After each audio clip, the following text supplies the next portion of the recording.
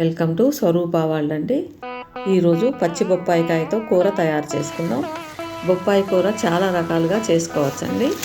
ఈరోజు బొప్పాయికాయ పెసరపప్పు కాంబినేషన్తో కూర చేసుకుందామండి. కూర చేసుకోవడం కూడా చాలా ఈజీగా ఉంటుంది. మా అమ్మాయి వాళ్ళ ఇంట్లో బొప్పాయి చెట్లు ఉన్నాయండి. ఇవి వాళ్ళ ఇంట్లో బొప్పాయి చెట్లు. నేను ఈ చెట్టు నుండి పచ్చిగా గట్టిగా ఉన్న కాయ ఒకటి కోస్తున్నాను. కాయ చాలా ఫ్రెష్గా ఉంది. ఈ కాయ శుభ్రంగా కడిగి పీలర్తో పొట్టు తీసాక విత్తనాలు తీసివేసి చిన్న ముక్కలుగా కట్ చేసుకోవాలి.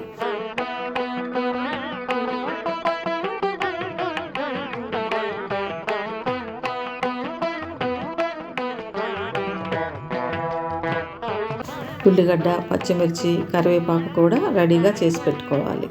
బాండీలో నూనె వేడయ్యాక ఆవాలు, జీలకర్ర, ఉల్లిగడ్డ ముక్కలు, పచ్చిమిర్చి ముక్కలు, కరివేపాకు వేసి కొంచెం వేగనివ్వాలి.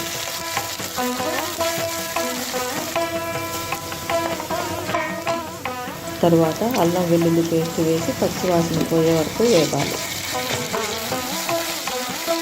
ఇలా వేగాక బొప్పాయి ముక్కలు వేసి కలపాలి.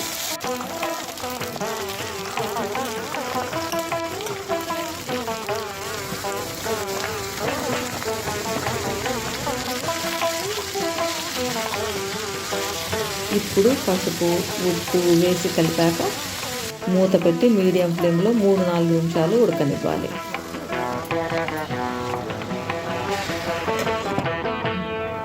మధ్యలో 1-2 సార్లు కలపాలి.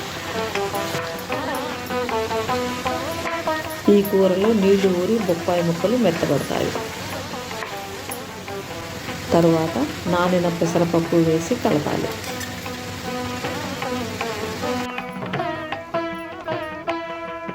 తరువాత 1/2 కప్పు నీళ్లు పోసి కలపాలి.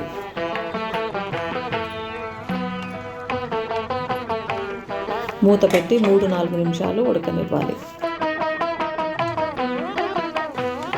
ఇలా ఉడికాక కొత్తిమీర వేసి స్టవ్ ఆఫ్ చేసుకుందాం. కావాలంటే కొంచెం నిమ్మరసం కలుపుకోవాలి. మనకెంతో ఆరోగ్యాన్నిచ్చే పచ్చి బొప్పాయి కూర రెడీ అయిందండి. పిల్లలకు పాలిచ్చే తల్లులు బొప్పాయి కూర తింటే పాలు ఎక్కువగా పడతాయి. బాలింతలైతే ఈ కూరలో పెసరపప్పు లేకుండా వండుకోవాలి. ఈ కూర అన్నంలో, చపాతీల్లో తింటే సూపర్గా ఉంటుంది.